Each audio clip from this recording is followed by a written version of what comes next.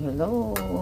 Ako po'y gumagawa ng giniling na may itlog, may sibuyas, yan, may paminta, at may konting asin, at konting pampalasa.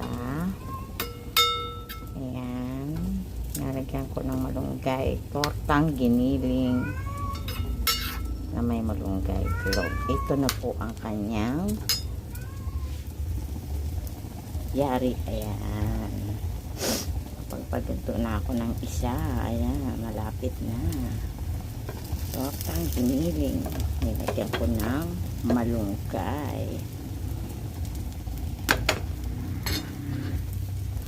Ayan. May hanang. Sasalin natin siya sa plato.